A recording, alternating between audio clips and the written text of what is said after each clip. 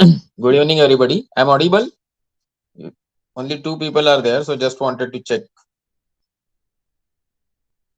Just put in chat box. Yes. Okay. Good. We are left with a very small portion of chapter two, so we'll finish that today. I'll go directly with that particular portion. You all know this is what where we have left. I hope you all agree. This is where this is where we left. So we'll start from this particular portion that is about calculus. Okay.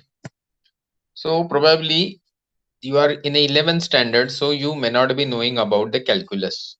Calculus is a study of continuous changes in mathematical quantities. Now this particular sentence, whatever is written in textbook, I have read, but then let me explain.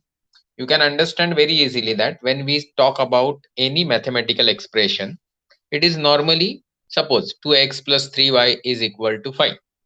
Then suppose instead of 5, I said 2x plus 3y is equal to m, and I want to find value of m.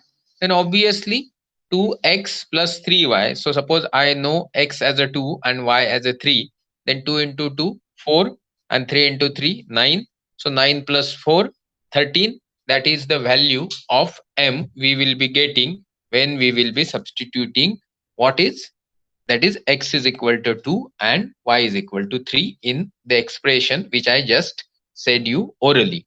So it is very clear that there is a one simple straightforward single value for this particular expression depending on x and y values.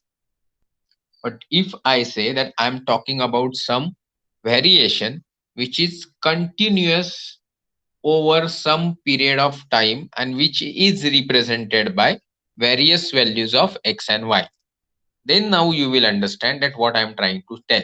And this is what we are going to study here after. इसके बाद हम लोग यही पढ़ने वाले हैं, और उस तरीके के चीजों का फिजिक्स में भी इस्तेमाल होगा, कहीं कंप्यूटर साइंस में भी इस्तेमाल होगा, और इस सारी चीज को मैथमेटिक्स के जिस कैटेगरी के अंदर डालेंगे उसको हम बोलेंगे कैलकुलस। इसके ऊपर बहुत सारे लोगों ने काम किया, लेबनिज ने काम किया, न्यूटन ने काम किया। तो ये बहुत ही इंटरेस्टिंग ब्रांच है, बट शुरुआत में थोड़ी तकलीफ वाली लगेगी क्योंकि इसमें बहुत सारी चीजें आपको याद करनी पड़ेंगी या फर्स्ट प्रिंसिपल से डिराइव करनी पड़ेंगी। नाउ फर्स्ट प्रिंसिपल से हर चीज तो आप डिराइव नहीं कर सकते, so not going for first principle derivation every now and then we have to by heart certain directly available formulae or formulas for this type of expressions. So let's get into the little interior part of it. The branch of mathematics was first developed by G.W. Leibniz and Sir Isaac Newton in the 17th century and is extensively used in several branches of science. You will study calculus in mathematics in 12th standard. Here we will learn the basics of two branches of calculus, namely differential, differentiation, and integral calculus, integration. Now there is application of derivatives or differentiation. There is application of integration or integral calculus.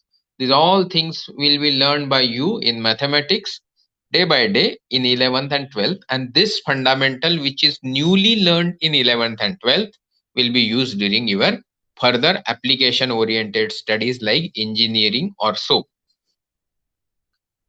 So these are necessary to understand the topics covered in this book. Differential calculus. So we will be talking about something called differential calculus, and exactly opposite is something called integral calculus. Let us consider a function y is equal to fx. Here x is called the independent variable and fx gives the value of y for different values of x. ये तो clarity है कि suppose मैं x के बहुत सारे values डालते रहूंगा तो उस हिसाब से मुझे y के बहुत सारे वैल्यूज मिलते रहेंगे. So this is what is the fundamental. Now we go to the next part. पहले इस फिगर को अच्छे से देख लीजिए, सब लोग इसको स्टडी कर लो अच्छे से. I'll just come in a second.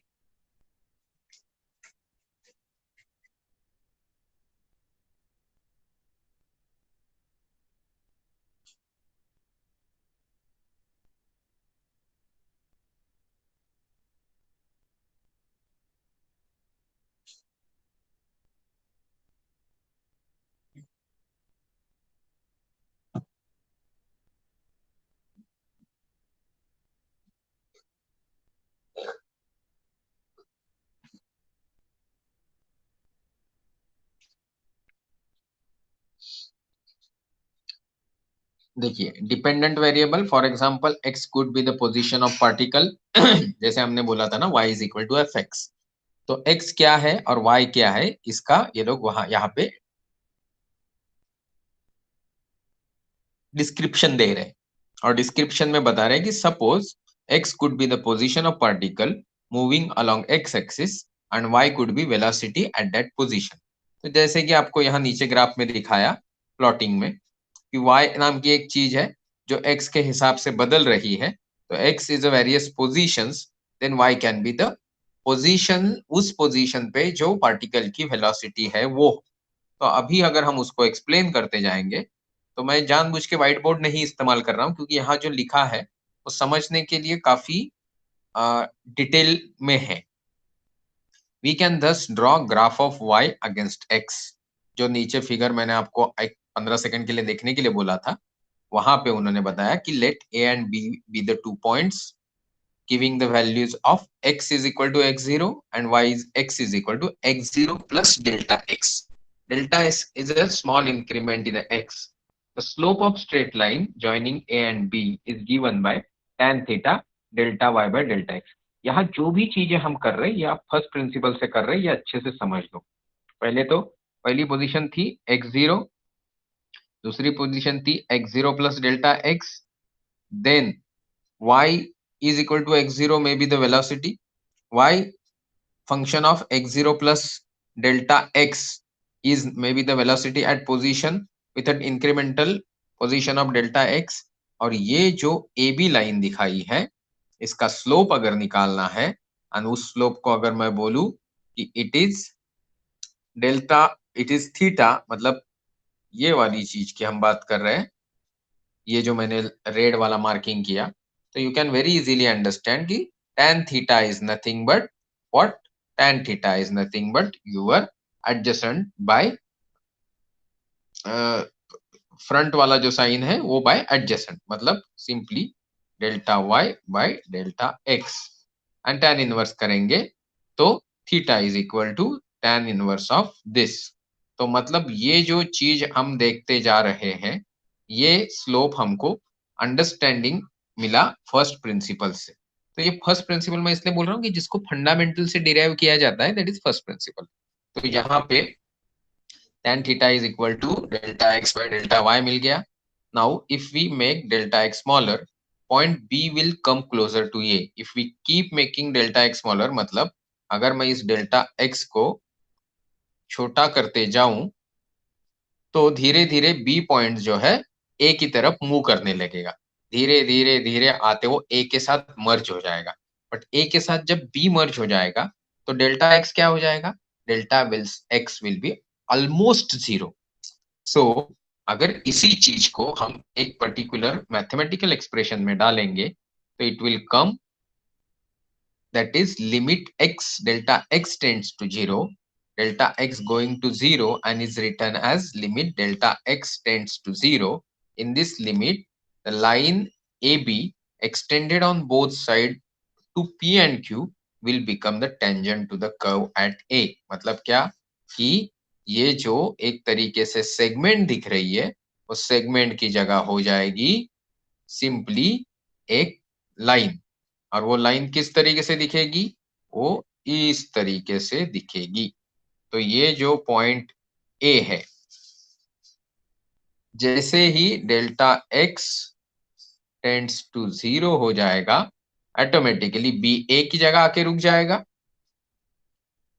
और आपका ये जो सेगमेंट है उसका कॉर्ड है कर्व का वो इमीडिएटली बन जाएगा उसका tangent. And tangent at that point is nothing but delta x tends to 0 is the limit. इस लिमिट पे ये वैल्यू हमको मिलेगा। तो ये चीज अगर आप समझ रहे हैं तो इस तरीके से अगर हम कोई भी चीज धीरे धीरे धीरे स्मॉल फ्रैक्शन में रिड्यूस करते लाएंगे तो आपको समझ में आएगा कि उस चीज का किस तरीके से चेंज आएगा। Limit line A B extended on both side of the P Q will become the tangent at point A. Now ये टेंजेंट है average rate of change of y with respect to x, लिखा इन्होंने, छोड़िए उसको। y is equal to f x, ये जो 2.12 a लिखा था, उस 2.12 a को अगर मैं अभी इस तरीके से दिखाऊं जो मैं ड्रॉ कर रहा था, तो आपको समझ में आ जाएगा कि rate of change of y with respect to x at x0 is represented by this particular formula. तो अगर मैं बोलूं कि y is equal to f x, तो dy by d x is equal to f dash x. ये क्या है F dash x, वो यहाँ एक्सप्लेन किया। x is equal to 0, in this limit both delta x and delta y will go to 0. However, when two quantities tend to 0, their ratio need not go to 0.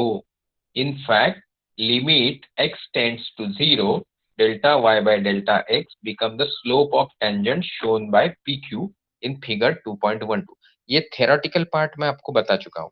अभी हम ये देख रहे कि इस सारी मेहनत से, एक्सप्लेनेशन से हमने ये सीखा कि limit x tends to 0 with a delta y infinitesimally small change in y with respect to small change in x will result to the tangent at that particular point, and this particular ratio or quotient will give us slope of that particular tangent, and this is written as dy by dx at x is equal to x0.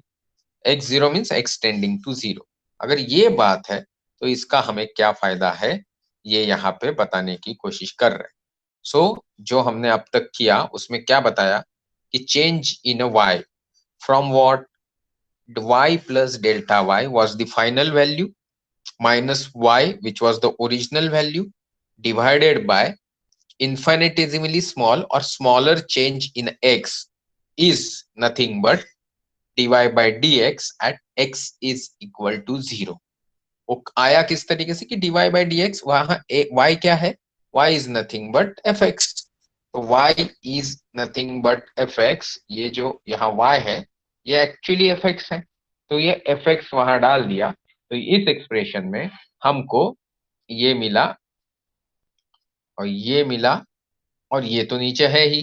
तो मतलब अगर मैं बोलूं कि मेरा जो y plus delta y is x0 plus delta x है, y is nothing but fx0 है, तो finally what I will get is,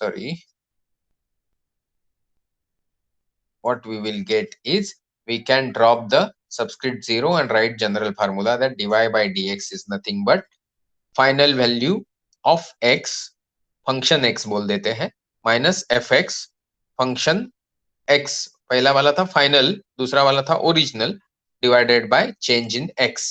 so limit x tends to 0 dfx by dx।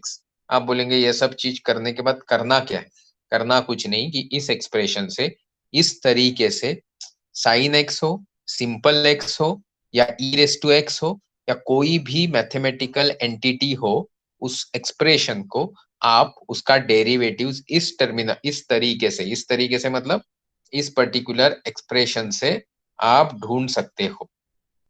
आज नहीं ढूंढना है, टेंशन मत लीजिए, आज हमको सिर्फ उसके इस तरीके से आए हुए फार्मूले समझने हैं। इन 12th standard you will learn about the properties of derivatives, how to find derivatives from different function. Here we will just list the properties as we will need them in later chapters. हम derivatives जो mathematics का हिस्सा है वो physics में जहां उसका इस्तेमाल होने वाला है उसको समझने के लिए सीख रहे हैं, तो जितना जरूरी है उतना ही सीखेंगे और धीरे धीरे चेंज करते हैं। सो लेटर चैप्टर उसको सीखेंगे, dy by dx is called derivatives of the y with respect to x which is rate of change of y with respect to change in x। ये सारी टर्मिनोलॉजीज एक तरीके से हमने फिजिकली सीख ली। And the process of finding derivative is called differentiation. f1x बोला जाता है, f डैश x बोला जाता है, बहुत सारे तरीके से बोला जाता है। अभी हम लोग सिर्फ इतना सीखते हैं कि f1x and f2x be two different functions of x, then let s be constant, some of the properties of differentiations are। ये इन्होंने यहाँ कुछ प्रॉपर्टीज एक्सप्लेन की है, जैसे कि अगर एक स्केलर या एक मल्टीपल फैक्टर किसी फंक्शन के साथ है और उसका डिफरेंशिएशन निकालना है तो ज्यादा कुछ करना नहीं है, आपको उस कांस्टेंट को बाहर लेना है और अंदर जो वेरिएबल वाला फंक्शन है उसका डिफरेंशिएशन करना है। वही सपोज दो फंक्शन का एडिशन है और उनका आपको डेरिवेटिव निकालना है, तो ज्यादा कुछ नहीं करना है, हर एक का सेपरेटली डेरिवेटिव्स निकालना है। अगर मल्टीप्लिकेशन है तो मल्टीप्लिकेशन में थोड़ा कॉम्प्लिकेशन है। क्या है? जैसे एक फंक्शन को बाहर लेना है, दूसरे का डेरिवेटिव निकालना है, दूसरे फंक्शन को बाहर लेना है, पहले का डेरिवेटिव निकालना है और इन दोनों का समेशन करना है। इससे भी थोड़ा कॉम्प्लिकेटेड है डिवीजन वाला। डिवीजन में क्या है कि अगर दो फंक्शंस है तो इसमें आपको एक कॉम्प्लिकेटेड फार्मूला है जिसको आपको याद रखना है, मतलब d d x of u by v, जिस ऐसा करके एक फार्मूला है, या एक्स बाय वाई, तो उसका उन्होंने यहाँ पे आपको वो चेंज करके दिया है। ये फार्मूला ऐसे के ऐसे भी आप बाय हार्ट कर सकते हो, बट अभी आपको ये इतना नहीं लगेगा, इसका मुझे गारंटी है। So temporarily just assume that it is 1 by f2x जो डिनोमिनेटर में था into d dx of f1x minus f1x by f2 square x। तो अगर हम इसको पूरा बाहर निकालेंगे तो ऑटोमेटिकली ये फंक्शन इनटू इसका डेरिवेटिव एंड वो फंक्शन इनटू उसका डेरिवेटिव। तो ये चीज हम बाद में पढ़ेंगे, अभी इसको उस तरीके से मत सीखिए। इफ यहाँ पे कुछ और चीज बोल रहे हैं कि एक फंक्शन जिसका हम डेरिवेटिव ले रहे हैं, टेम्परली मैं देख लेता हूँ सब है कि अपनी जगह पे, तो मैं बोले जा रहा हूँ। संकल्प है, समीर है, आर्या है, 3 लोग हैं, अथरवाइज गायब। ओके, चैट बॉक्स में कुछ प्रॉब्लम तो नहीं है? Sir what is limit? Limit, हाँ चलो ये बहुत पहले पूछा, अभी बता देता हूँ। चलो एक बार बता दो मुझे चैट बॉक्स में, आवाज आ रही है क्या मेरी ठीक से?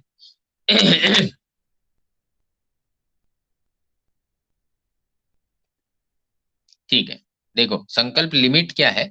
Limit is nothing but the boundary condition put up कि what is the limit to reduce this particular value of parameter in a given function. ये आप समझ रहे? सपोज एक्स एफ एक्स में मैं लिख रहा हूं कि एक्स मेरा एक वेरिएबल है, तो एक्स की वैल्यू मैं कौन से लिमिट तक लेके जा रहा हूं, तो मैं बोल सकता हूं मैं 0 से शुरू कर रहा हूं और मैं उसको 5 तक लेके जा रहा हूं। तो limit is nothing but imposing the range of value.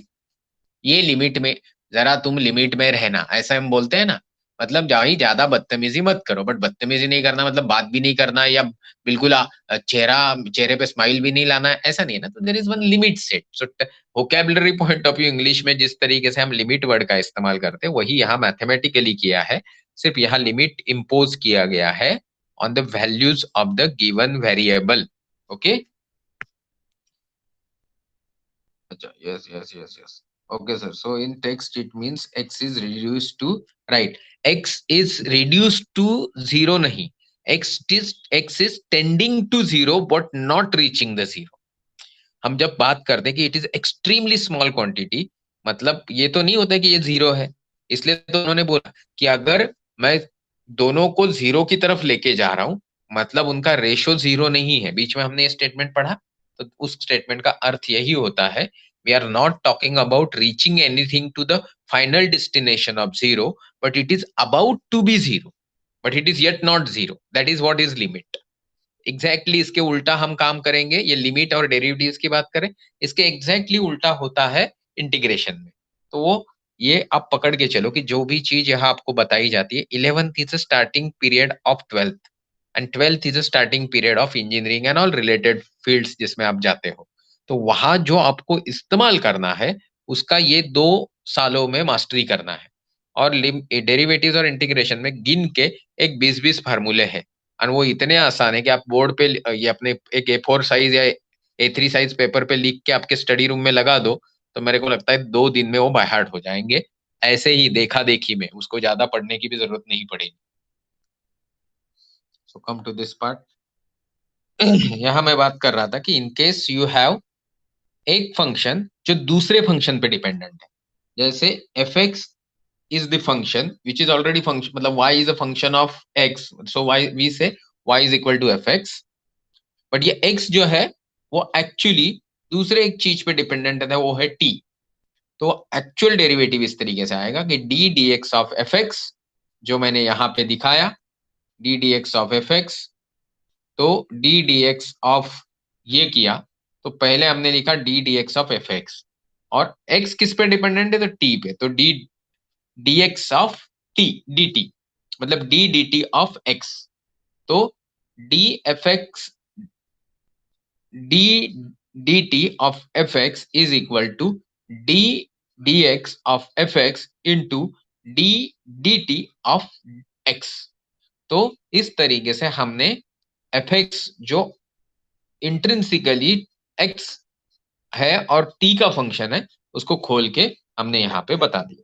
I hope it is clear. नहीं क्लियर है तो ज्यादा टेंशन मत लो, ये सब चीज तुमको आराम से आ जाएगा। Okay, now come to this part कि हम बात कर रहे हैं कि d dx of f which is function of g and g is a function of x, तो कैसे होता है भाई?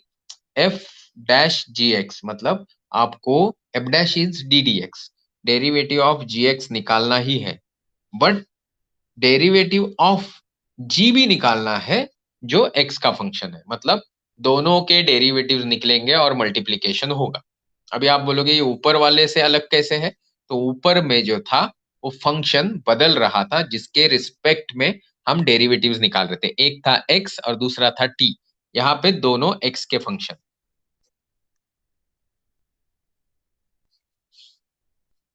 तो यहाँ पे उन्होंने वो समझा भी दे दिया, और ये सारी चीजों का आपको एक्चुअल डेरिवेशन रहेगा 12th में मैथमेटिक्स में। तो dy by dx है, तो it means that d dv of y into d dx of v which is written here.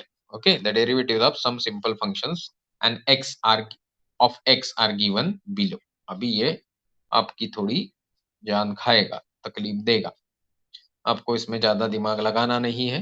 पहले तीन जो है, एक दो तीन, इसको पढ़ लीजिए, समझने की कोशिश करिए।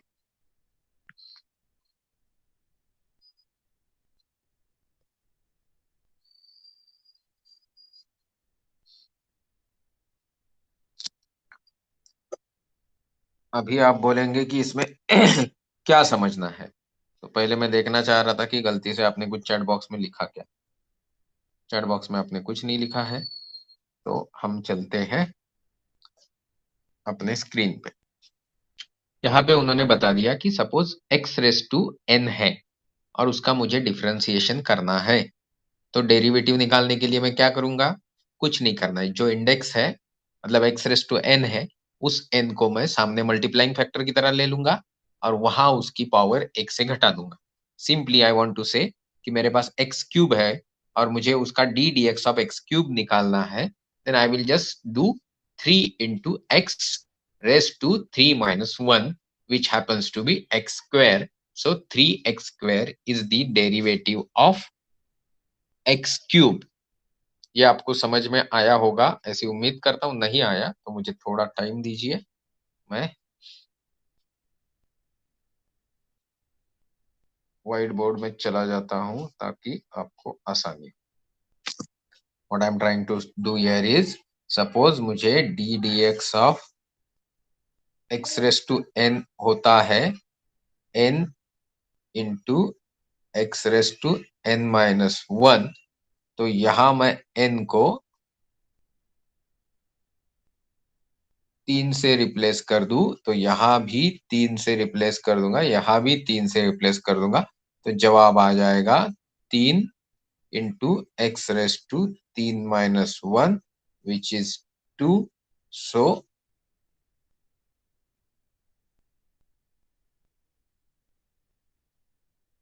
It will be 3x square. ये हो गया इसका डेरिवेटिव। मतलब आप बोलोगे फिर बाकी सब भी ऐसे ही याद रखने ही पड़ेंगे क्या फार्मूले? हाँ, ये बेसिक फार्मूला है, जैसे हम लोग वो टेबल से याद करते हैं ना, 2 2 जा 4, 4 2 जा 8, 10 2 जा 20, तो वो सब की तरह आपको ये याद करना पड़ेगा। अभी D d x of E x is always E x, but suppose E x की जगह ई रेस टू ए एक्स होगा, तो वो जो ए है कोइफिशिएंट है कांस्टेंट, ये कांस्टेंट है, याद पक्का रखो आप, ये कांस्टेंट जो है वो सामने आ जाएगा और ई रेस टू एक्स वैसा ही रहेगा। आप बोलोगे ये ऐसे करते करते 20 फार्मूला आ जाएंगे, तो वो सब याद रखने हैं, धीरे धीरे हो जाएंगे, बिल्कुल टेंशन मत लीजिए। ln x, okay, log to the base n अगर आपका है x और उसका dx मतलब डेरिवेटिव निकालना है, तो वो आता है reciprocal of x, that is 1/x। Similarly sin x का cos x आता है, cos x का माइनस sin x आता है, tan x का sec स्क्वायर x आता है, cot x का minus cos x square x आता है। ये सब इधर sin x से आते हैं। वो आप sin x में भी ये वैल्यूज डालेंगे तो भी आ जाएंगे।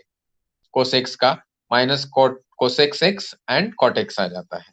तो ये सब चीज आपको करनी पड़ेगी, जिसका उदाहरण उन्होंने यही दिया है। लेट अस गो इनटू, जल्दी तो नहीं कर रहा हूं ना मैं, let us come back to your first part.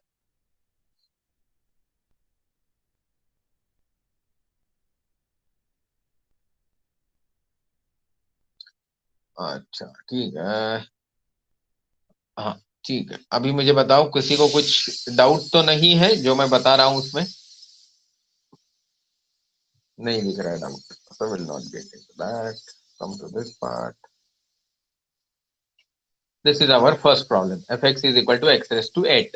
तो fx is equal to x raised to 8 का इन्होंने खुद एक्सप्लेनेशन दिया है, तो मैं नहीं जाऊंगा उसमें ज्यादा, कि भाई d dx of x raised to n is n into x raised to n minus 1।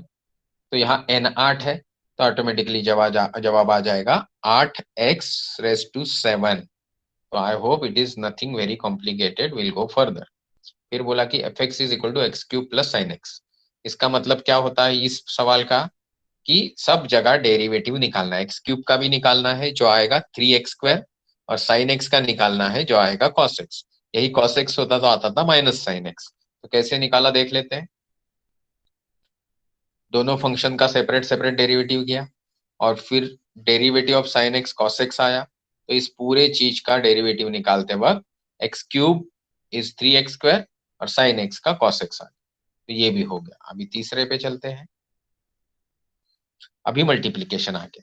तो मल्टीप्लीकेशन में क्या है, मल्टीप्लीकेशन में पहले इसका निकालेंगे, एक्स क्यूब को बाहर लेंगे, साइन एक्स का डेरिवेटिव निकालेंगे, फिर साइन एक्स को बाहर निकालेंगे, फिर एक्स क्यूब का डेरिवेटिव निकालेंगे।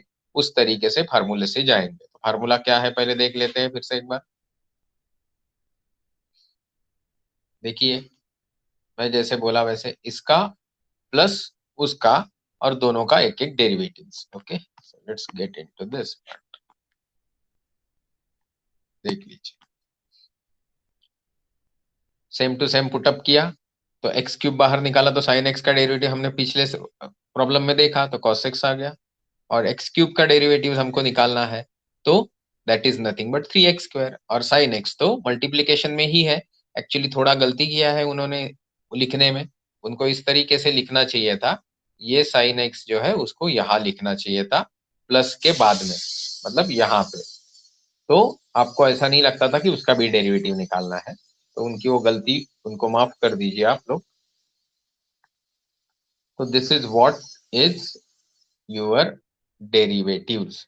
इतना सिर्फ तुमको ये फार्मूले सब पता होने चाहिए, इसलिए उन्होंने यहाँ पे तुमको इंटीग्रेशन समझाया, डेरिवेटिव समझाया। Now will go to the integration part. Integral calculus, अभी यहाँ वो बहुत अच्छे से एक्सप्लेनेशन दे रहे हैं। Integral calculus is the branch of mathematics dealing with properties of integrals and their application. In short, अगर हम बात कर रहे हैं derivative is reducing to zero, then integrating is going from zero to upside. ये उन्होंने जो एग्जांपल दिया उसमें आपको बहुत अच्छे से समझ में आएगा। Physical interpretation of integral of a function fx, that is integral fx dx। आप देख रहे थे इतना देर तक, आप डेरिवेटिव में dx के रेफरेंस में आप इसको, इसका डेरिवेटिव निकाल रहे थे, बट अभी dx को यूज करके आप इसको इंटीग्रेट करने वाले हैं। मतलब जैसे कि fx, इंटीग्रल fx dx, ये जो यहाँ पे दिया है वो, ये वाली चीज, ये जो fx dx है is the area under curve fx versus x। मतलब अगर मैं बोलूं, जहां नीचे फिगर भी होगी, ये चीज की मैं बात कर रहा हूं, या ये चीज की मैं बात कर रहा हूं, तो इन शॉर्ट यहाँ पे मुझे एरिया निकालना है तो बहुत आसान है। मुझे ये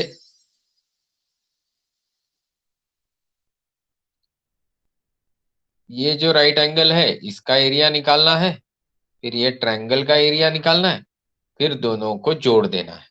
okay, that is how I can take out area. और आपको एरिया कैसे निकालना मालूम है, साइड का मल्टीप्लीकेशन 1.5 हाइट इंटू ब्रेड्थ और हाइट इंटू बेस, तो वो तो आप अच्छे से कर लेंगे। अभी सोचिए, मैं आपको तकलीफ देना चाहता हूँ, बोला इसका एरिया निकालो, तो जैसे दिखा रहे वैसा तो आप बोलोगे सर हर एक छोटे छोटे रेक्टेंगल का मैं एरिया निकालूंगा, फिर अप्रोक्सीमेटली ना अपने मन से कितना बचा है उसको एक फ्रैक्शन ऐड कर दूंगा, but that will not be correct methodology. Mathematics और कॉम्पिटेशनल मैथमेटिक्स में हमारा अप्रोच इस तरीके से रहता है कि हम कम से कम एरर इंट्रोड्यूस करें। तो अगर मुझे इस ए एंड बी वाला जो कर्व है इसके नीचे वाला एरिया ढूंढना है, तो शायद मैं जब बी से ए की तरफ आ रहा था तो मैं डेरिवेटिव का इस्तेमाल कर रहा था, डिफरेंशिएशन का इस्तेमाल कर रहा था, एक्स को जीरो की तरफ टेंड कर रहा था, limit was tending x to zero. यहाँ पे मुझे ए से बी की तरफ जाना है, अकेले नहीं, ए से जो भी शुरू हुआ उस सबको ऐड करते जाना है। ये मैं जो सेंटेंसेस इस्तेमाल कर रहा हूं इसको आप समझो। वहां पे मैं सबको भगा के एक एक करके छोड़ते छोड़ते ए की तरफ आ रहा था और ए के साथ मर्ज हो रहा था। तो I was saying x is tending to zero, change in x. यहाँ पे मैं x zero to x n जितने भी एलिमेंट है उन सबको ऐड कर रहा हूँ। क्यों? क्योंकि मैं ए और बी के कर्व के नीचे जो एरिया है वो ढूंढना चाह रहा हूँ। तो मैं क्या कर रहा हूँ उसके लिए देखिए, we know how to find area of 2.13, that is this rectangle plus triangle।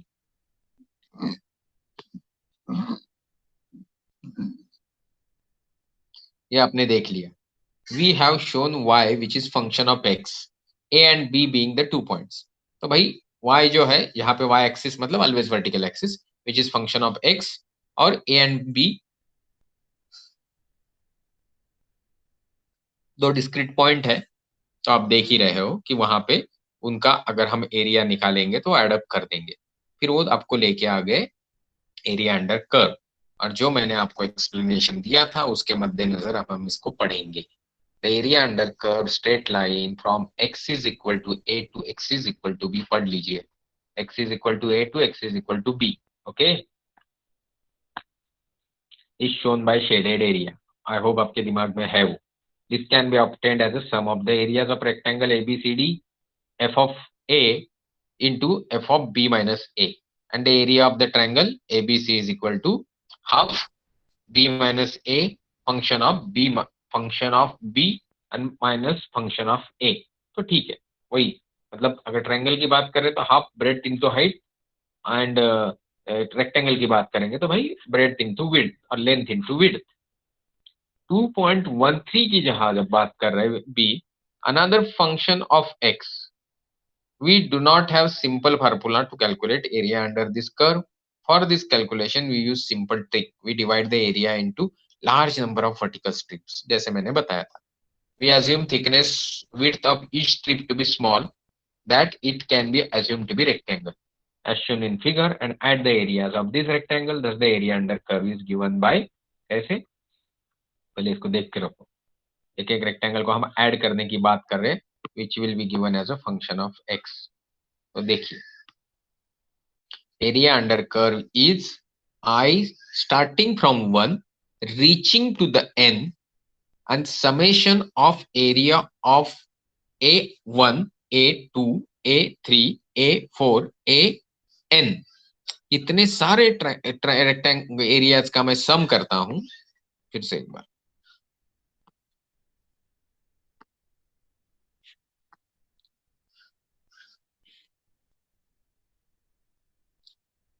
ये जो एरिया है ये सपोज मान लो 1 है, ये जो एरिया है ये मान लो 2 है, ये जो एरिया है ये मान लो 3 है, ये जो ऊपर से ये जो पूरा एरिया है ये n है।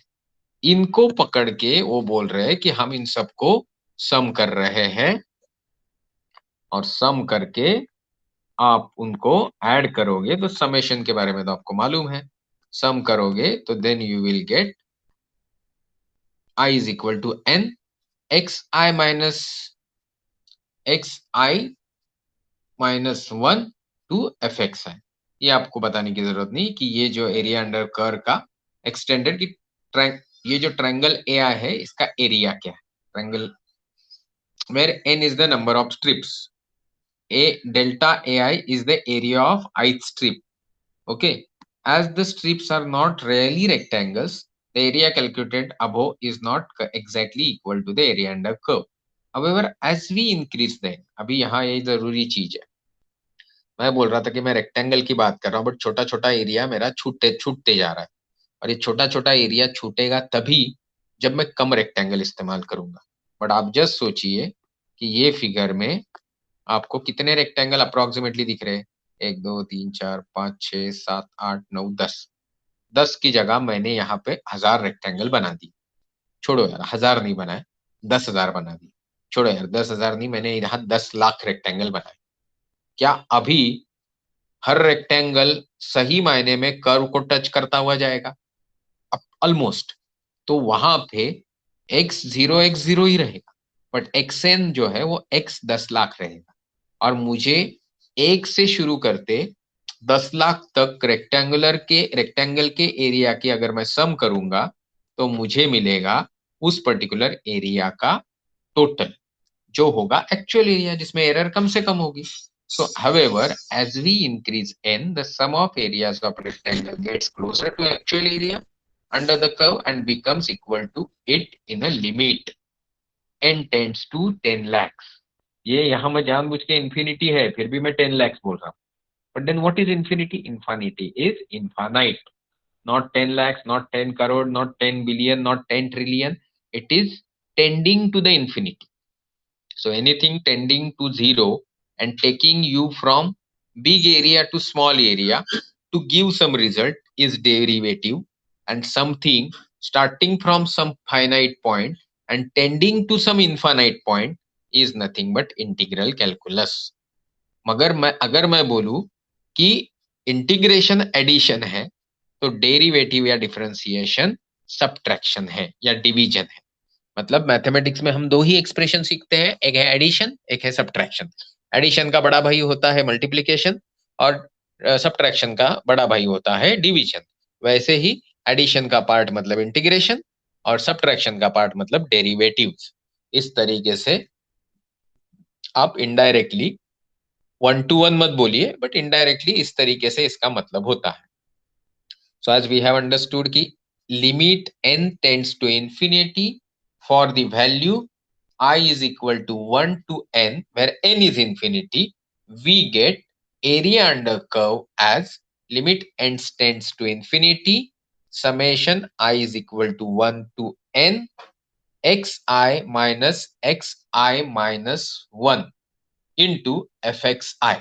एक कंपोनेंट है रेक्टेंगल का fxi और एक कंपोनेंट है fxi minus xi minus 1. So integration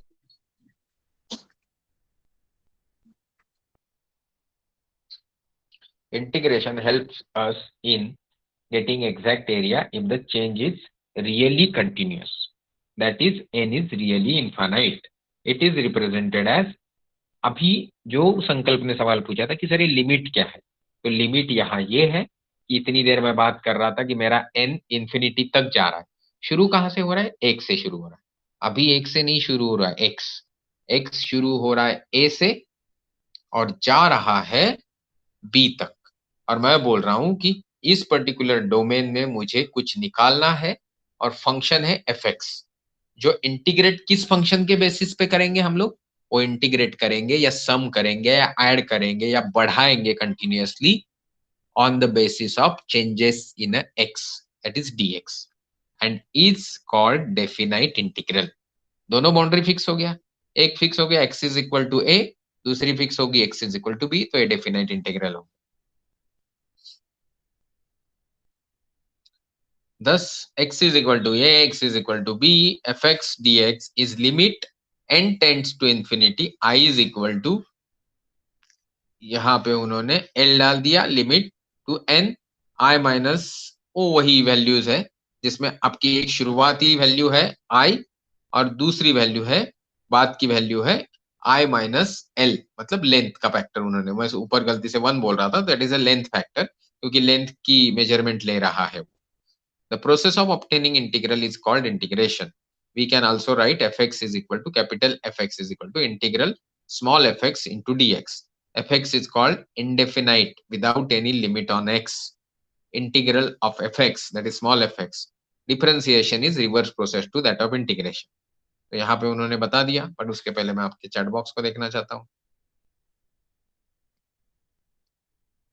can you repeat the second one? अभी संकल्प क्या रिपीट करना है वो भी लिखो। संकल्प लिखो क्या रिपीट करना है, मुझे तो नहीं पता, तुमने 14 मिनट पहले सवाल पूछा है। आप लोग इतने कम हो क्लास में कि सर की परमिशन लेके आप माइक ऑन करके बात कर सकते हो, कोई प्रॉब्लम नहीं। तो मतलब मेरे क्लास में मैं बोल दूंगा माइक ऑन करो और बाकी लोगों को आप तकलीफ दोगे तो वो सही बात नहीं है। मेरे क्लास में आप माइक ऑन करके बात कर सकते हो। तो कुछ डाउट है तो पूछो संकल्प। Sir I got it. Okay ठीक। तो हम बात कर रहे थे कि डेरिवेटिव्स इंटीग्रेशन के रिवर्स कैसे है, प्रॉपर्टीज ऑफ इंटीग्रेशन। चलो अभी हम फार्मूला में, ओ सॉरी इधर रह गया। तो F x is D d x of capital F x and capital F x is integral of small F x, okay dx। तो ये तो उल्टा है, ये दिखाने की कोशिश है सिर्फ। Limit f x b to a is nothing but f b minus f a, मतलब higher limit to low smaller limit. B बड़ा है और ए छोटा है, इस तरीके से ये हो रहा है। अभी हम करेंगे प्रॉपर्टीज ऑफ इंटीग्रेशन। दो फंक्शंस की समेशन है और इंटीग्रेशन कर रहे हैं तो वो सेपरेट आउट हो जाएंगे और उनका सेपरेट इंटीग्रेशन होगा और उसको एक कांस्टेंट फैक्टर ऐड किया जाता है सी, वो बाद में आप सीखेंगे। कांस्टेंट के साथ किसी का मल्टीप्लिकेशन होके इंटीग्रेशन होना है तो कांस्टेंट बाहर आ जाएगा और कांस्टेंट के साथ भी वो जो फंक्शन है उसका जो इंटीग्रल आया वो जुड़ जाएगा। जुड़ जाएगा मतलब मल्टीप्लाई हो जाएगा। अभी चलते ऊपर वाले पार्ट पे, indefinite integral of some basic functions. जैसे हमने डेरिवेटिव्स पढ़े कि x रेस टू n का डेरिवेटिव होता है n into x raise to n minus one. तो हमने थोड़ी देर पहले ही बोला कि भाई इंटीग्रेशन इज उल्टा ऑफ डेरिवेटिव्स डिफरेंशिएशन। तो obviously x raise to n का डेरिवेटिव इंटीग्रेशन होगा x raise to n plus one, और हमने मल्टीप्लाई करने के लिए उस चीज को लाया था जो ओरिजिनल उसका इंडेक्स था। तो हम यहाँ पे डिवीजन पे लेके जाएंगे जो अभी इंडेक्स है। आप समझ रहे हैं, एग्जैक्टली 1 to 1 जो प्रोसेस वहां की उसकी उल्टी प्रोसेस हम इंटीग्रेशन फाइंड आउट करने में कर रहे हैं। तो अगर derivative of ln x 1 by x था तो 1 by x का integration will be ln x। अगर derivative of minus cos x sine x था तो साइन एक्स का इंटीग्रेशन माइनस कॉस एक्स होगा। कॉस एक्स साइन एक्स का डेरिवेटिव कॉस एक्स था तो कॉस एक्स का इंटीग्रेशन ऑटोमेटिकली साइन एक्स होगा। ई रेस टू एक्स का इंटीग्रेशन ई एक्स ही होगा और ई एक्स का डेरिवेटिव ई एक्स ही होगा। तो यहाँ पे सिर्फ कांस्टेंट जुड़ जाएगा। अभी कम टू एग्जांपल, यहाँ पे कुछ बड़ी चीज है नहीं जो आप समझ ही पाएंगे। बताया कि x raise to n d x ये फार्मूला है। अभी एक्स रेस टू 8 का हमको करना है तो plus one is x raise to 9 divided by 9। Now come to the second, बोल रहे हैं कि लिमिट दिए है इंटीग्रेशन के 2 to 5 और एक्स स्क्वायर दिया है। तो एक्स स्क्वायर का इंटीग्रेशन पहले निकालेंगे कि एक्स क्यूब डिवाइडेड बाई 3 और उसको वैल्यू डालेंगे 5 और 2। तो 5 का क्यूब हो गया 125 और 2 का क्यूब हो गया 8। तो भाई 125 माइनस 8 डिवाइडेड बाई 3 तो 117 बाई 3, तो ये आ गया। अभी तीसरा f1x प्लस f2x तो सेपरेट हो जाएंगे। तो यहाँ पे प्रॉब्लम है साइन एक्स का तो कॉस एक्स, और ये जो समेशन है इनको सेपरेट करेंगे तो एक्स का आ जाएगा एक्स स्क्वायर बाई 2 आ गया और साइन एक्स का आ जाएगा, इधर कुछ गड़बड़ किया इन लोग, साइन एक्स का माइनस कॉस एक्स लिखा है और यहाँ पे भाई साहब ने यहाँ लिखते वक्त गड़बड़ कर दी, साइन एक्स का इंटीग्रेशन कॉस एक्स लिख दिया जबकि उनको माइनस कॉस एक्स लिखना था। तो ये साइन एक्स का इंटीग्रेशन माइनस कॉस एक्स हो गया। सो जवाब में आपको ये मिला। और इसी के साथ हम खत्म कर दिए चैप्टर। इंटरनेट माय फ्रेंड पे जो टॉपिक्स है वो आपके एक्स्ट्रा नॉलेज के लिए पढ़िए। This knowledge will be useful when you attempt for some big competitive exams. आपका बैकग्राउंड नॉलेज बढ़ेगा, एक बार कभी ऐसी कॉम्प्लिकेटेड और बेसिक चीज पढ़ी होगी तो भविष्य में आपको उसको रेफर करते वक्त तकलीफ नहीं होगी. Now we are coming to this exercise part, but I will not get into this. क्यों? जानबूझ के, क्योंकि मुझे आपसे, सॉरी, बी ऑफ एग्जाम्पल 2.1, चलो चलो चलो, बी ऑफ एग्जाम्पल. हाँ, ये देखो तुम्हारे सामने खोल दिया है मैंने पूरा. अभी आप इसको एक बार शांति से पढ़ो. Integration of x square is x raise to 2 + 1 divided by 2 + 1, that is x³/3. चलिए तो मैं कर देता हूं तुम्हारे लिए इधर. See what is trying to do. X square का integration is x raise to 2 + 1 divided by 2 + 1, which is x³/3. x की जगह मैं 5 डाल देता हूं तो मुझे ये मिल जाएगा. x की जगह मैं 2 डाल देता हूं तो मुझे ये मिल जाएगा. और ये 3 जो चीज है वो तो सब में रहनी ही है. तो लिमिट के टाइम पे हम सब्ट्रैक्शन करते हैं. 5 डाला और 2 डाला, ये आपने यहाँ ऊपर देखा था. तो ये सब्ट्रैक्शन करेंगे तो ये जवाब मिलेगा. बट जैसे संकल्प को माइनस का अगर प्रॉब्लम है तो मैं जस्ट दिखा देता हूँ. सॉरी सॉरी सॉरी सॉरी, ये मैंने दिखाया था यहाँ पे. किधर गया? Limits, limit, definite integral.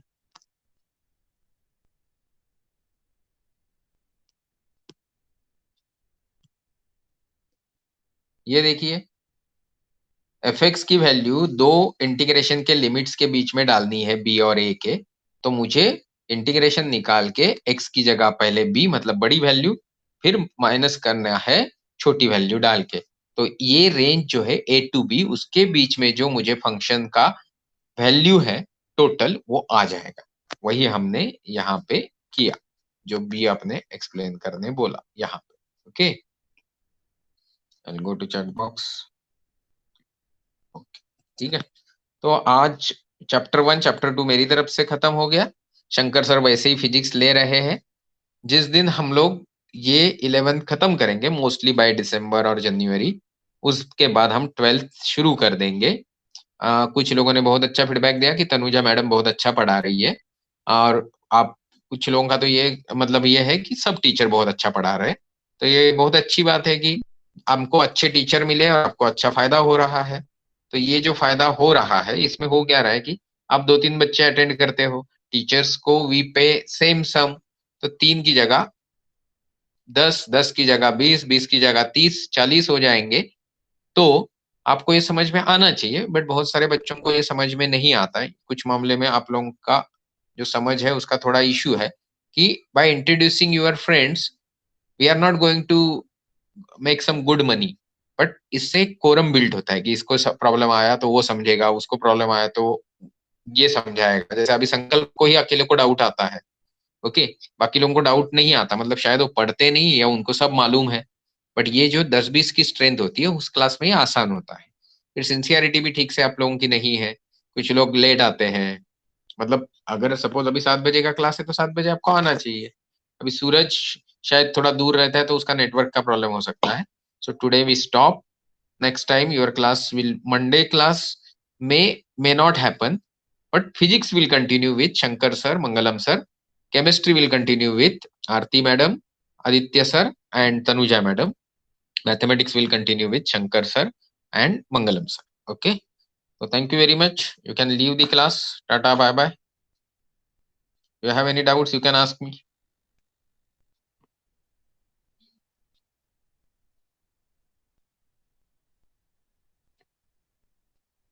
Okay, Sankalp, thank you. Bye bye.